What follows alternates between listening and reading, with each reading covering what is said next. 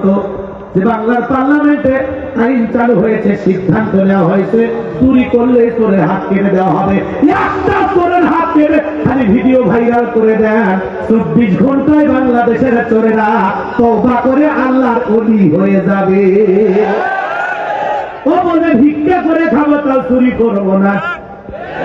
কিন্তু কে শোনে কার কথা? আজও গেল না মনের ব্যথা। এখন উচিত কথা যদি কই, পিঠের ওপর দিয়া যাবি মই। এ আনন্দে কিছু লোক কিনে খাবে বগুড়ার স্পেশাল দই। যত দোষ নন্দ ঘোষ, সত্যটা বললে দোষ, করলে অন্যায়ের প্রতিবাদ। নামটা হবে তোমার মৌলবাদ, নামটা হবে তোমার জঙ্গিবাদ। নেতা আল্লাহর আইন কেন চালু করে না?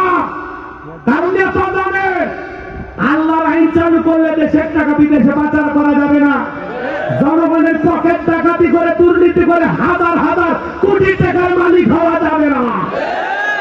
নেতা জানে আল্লাহর আইন চালু করলে প্রথম হাত নেতা টাকাটা যাবে। গ্রাম অঞ্চলে কথা আছে না, সরিষাই ভূ। নেতা আল্লাহর আইনের পক্ষে কেন থাকে না? ওরা নেতারা বলে এগুলো 1500 বছরের আগের আইন, এগুলো ব্যাকডেট, এগুলো চলে না। এই ব্যাটা ব্যাকডেট না আপডেট, একবার তুমি টেস্ট কর, একবার কথা কর। বিগত 16 বছরে 11 লক্ষ কোটি টাকা দুর্নীতি করে বিদেশে পাচার করা হয়েছে। এটা আমরা প্রথম দিকে শুনেছিলাম। আজ পর্যন্ত রিপোর্ট বের হয়েছে 29 লক্ষ কোটি টাকা বিদেশে পাচার করা হয়েছে। এক এক এমপি মন্ত্রী হাজার হাজার কোটি টাকার মালিক, এমপির বউ পর্যন্ত হাজার কোটি টাকার মালিক। হাজার হাজার বিঘে জমি জোর করে দখল করছে। কথা বলে না? কোটি কোটি টাকা দামের গাড়িগুলো গ্যারেজে পড়ে আছে, এমপি মন্ত্রী কেউ নেই, সব হারিয়ে গেছে। কথা বলেন, এই দুর্নীতি করে লাভটা হইল কি? খাইতেও তো পারলেন না ঠিক মতো। তবে যারা বিদেশে নিয়ে গেছে ওরা খাচ্ছে আরাম হয়েছে। কথা বল আছে, এমপি মন্ত্রী আছে, পাইলে গেছে সব আছে আছে। আমি কি এক লাইন বলবো? রাগ করবেন না? মন্ত্রীরা সব কোথায় গেল, এমপিরা সব কোথায় গেল, কোথায় কাদের কাকা? ওদের সারা দেশটা এখন লাগে ফাঁকা ফাঁকা।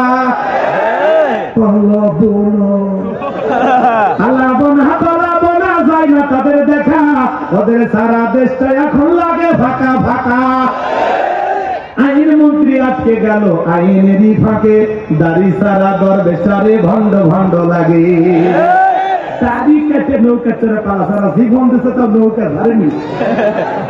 দাড়ি সারা দরবেশারে ভণ্ড ভণ্ড লাগে। শুনেছি ভাই কত নেতা নেত্রী খাইতেছে ভাই ডান্ডা, বিচারপতি কালা মানিকের ফাটিয়েছে নাকি আন্ডা। এটা আমার খবর না, মিডিয়ার খবর। আমরা চাই এই সেই বিচারপতি মানিক জাল্লামা সাইদি হুজুরকে মৃত্যুদণ্ডের রায় দিয়েছিল। আমরা বলতে চাই ওই একই ট্রাইব্যুনালে বিচারপতি মানিককে মৃত্যুদণ্ডের রায় দিতে হবে। বুঝেন নাই? 116 জন আলিমের তালিকা করে দুদকের কাছে জমা দিয়েছিল এই কালাম। আমার রোল নাম্বার ছিল কত জানেন? 23। দেখছে সারা বাংলাদেশে 116 জন, তার মধ্যে আমি একজন। আপনারা জানেন না, ওরা ঠিকই জানে বাড়ি গাইবান্ধা হলে ওদের ধান্দাই থাকে। তার মানে ওয়াজ আমল হচ্ছে। বাতিলেরা টার্গেট করা মানে কি বোঝেন? দাওয়াত কবুল হচ্ছে। আটক দালাল নির্মূল কমিটির সভাপতি কে ছিল জানেন? মুরগি করে ডাকতেন। আর এগুলো বলা ঠিক না, আমি বলি না, আমরা ভালো মানুষ, খালি মস্কা একটু বড় ছিল। চিনছেন? তাই না? কি চমৎকার নামটা কিন্তু ভালো। আল্লাহ এরা ছিল ঘাতক দালাল নির্মূল কমিটি। নাম শুনে বুঝেছেন না? এরা দুদকের কাছে আমাদের নাম তালিকা করেছিল, যারা আলেমদের তালিকা করেছিল, আজকে বিনা তালিকা ওরা জেলখানা।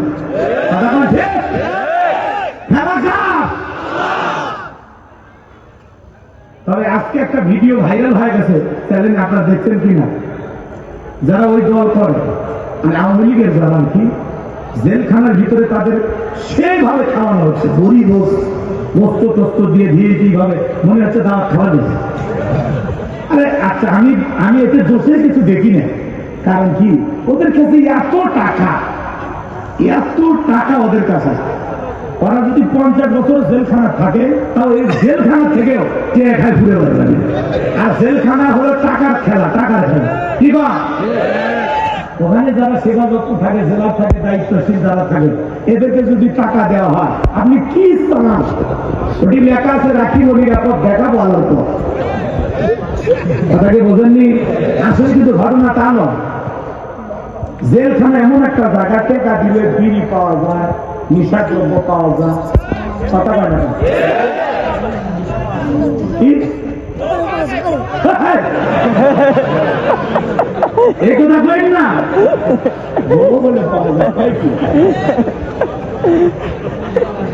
তবে আপডেট হচ্ছে কোন এক দেশের জেলখানায় নাকি মানে মাঝে মাঝে মাসে 2 দিন না 1 দিন স্ত্রীকেও কাছে নিতে পারবেন, এরকম একটা জেলখানা নামছে।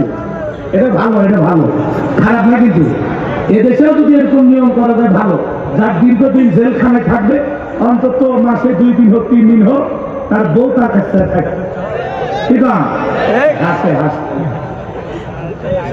কারণ এদিক শোনেন না ভাই, রাগ করতেছেন আপনারা? তাহলে জেলখানায় টাকা দিলে সবই পাওয়া যায়। কেউ মুরগি চুরি করে শেষ